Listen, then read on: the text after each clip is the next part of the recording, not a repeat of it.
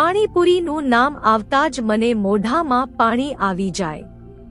મારી તો ખૂબ જ ફેવરેટ ડીશ છે. તમારી કઈ ફેવરેટ ડીશ છે કોમેન્ટ કરીને જરૂર જણાવજો. હેલો મિત્રો, તમારું સ્વાગત છે આજની રસોઈમાં. આજે આપણે બનાવીશું street style authentic Calcutta style પાણીપુરીનું પાણી, જે ખાવામાં ખૂબ જ ટેસ્ટી અને પાણીપુરીના પ્રેમીઓને તો આ પાણી બહુ જ ભાવશે. તો એકવાર આ પાણીપુરીનું પાણીને આ રીતે બનાવીને જરૂર ટ્રાય કરજો. એકદમ બહાર જેવું ટેસ્ટી બનશે. તો ચાલો જોઈ લઈએ તેને બનાવવાની સામગ્રી. પાણીપુરીનું પાણી બનાવવા માટે મેં 1.5 પૂડિયું ફુદીનાના પાન લીધા છે, 1 પૂડી ધાણા ભાજી લીધી છે, 2 ઇંચ જેટલું આદું, અડધા લીંબુનો રસ અને 4 થી 5 લીલા તીખા મરચાં લીધા છે.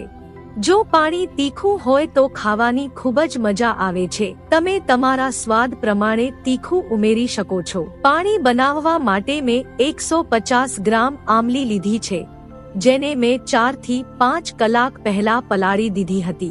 2 ટેબલસ્પૂન સંચળ, 1 ટેબલસ્પૂન આખું જીરું અને 1 ટેબલસ્પૂન આખા ધાણા લીધા છે, જેને મેં તવામાં પહેલેથી શેકી લીધા છે.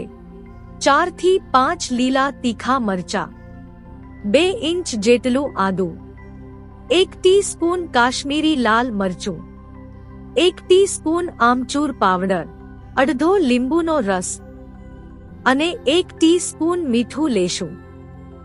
તો ચાલો ઝટપટ બનાવી લઈએ પાણીપુરીનું આ ચટાકેદાર પાણી. તો સૌ પ્રથમ શેકેલા જીરું અને ધાણાને મિક્સરમાં ગ્રાઇન્ડ કરી લેશું. પાણીમાં જીરું અને ધાણાનો સ્વાદ ખૂબ જ સરસ આવે છે. તો જીરું ધાણાનો પાવડર તૈયાર થઈ ગયો છે. હવે તપેલીમાં 2 લીટર જેટલું સાદું પાણી લેશું અને આ જ પાણી ધાણા ભાજીની પેસ્ટ અને ફુદીનાની પેસ્ટ બનાવતી વખતે ઉમેરીશું. તો જારમાં ધાણા ભાજી, લીલા મરચાં અને આદું નાખી પેસ્ટ બનાવી લેશું. તો અહીં પેસ્ટ તૈયાર થઈ ગઈ છે. તો આ પેસ્ટને પાણીમાં ઉમેરી દેશું. હવે પાછા જારમાં ફુદીનાના પાન નાખી તેમાં થોડું પાણી ઉમેરી તેની પેસ્ટ તૈયાર કરી લેશું. તો ફુદીનાની પેસ્ટ તૈયાર છે. તો આ રીતે પાણી ઉપર ચારણી મૂકી પેસ્ટને ગાળી લેશું અને થોડું દબાવતા જશું, જેથી ફુદીનાનો બધો જ રસ પાણીમાં નીકળી જાય. આપણે અહીં કપડાથી એટલે નથી ગાળવાનું, કેમ કે કપડાને વધારે ટ્વિસ્ટ કરીશું તો પાણીમાં કડવાશ આવી જશે, એટલે હાથેથી દબાવીને રસ નીકાળી લેશું. હવે પલાળેલી આમલીને થોડી હાથથી મસરી લેશું, જેથી તેના બિયા છૂટા પડી જાય અને આ રીતે ચારણીમાં આંબલીના પલ્પને ગાળી લેશું. અહીં આંબલીને ગાળી લીધી છે.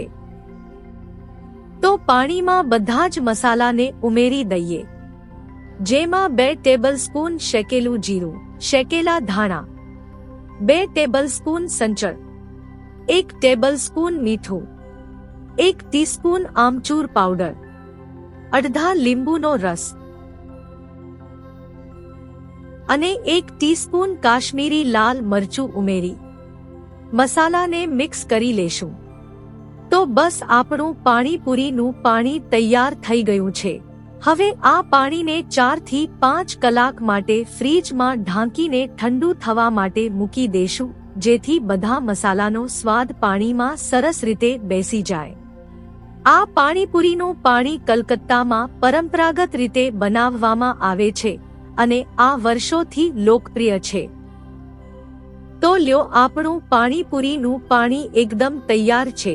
એકદમ મજેદાર અને સ્વાદિષ્ટ, જેને પૂરીમાં મસાલો અને પાણી ભરી પાણીપુરીનો આનંદ માણી શકો છો. જો તમારે પાણીપુરીની પૂરી ઘરે બનાવવી હોય તો તેની લિંક મેં કોમેન્ટ અને ડિસ્ક્રિપ્શનમાં આપી છે, તમે ત્યાંથી જોઈ શકો છો. તો મિત્રો, આજની આ પાણીપુરીની રેસીપી તમને કેવી લાગી કોમેન્ટ કરીને જરૂર જણાવજો. અને એકવાર આ રીતે જરૂર ટ્રાય કરજો, તમને પણ ખૂબ જ ભાવશે. તો આવી જ કઈ નવી રેસીપી માટે ફરી મળીશ. તો જેસ્ટી રેસિપીસને સબસ્ક્રાઇબ કરવાનું ભૂલશો નહીં.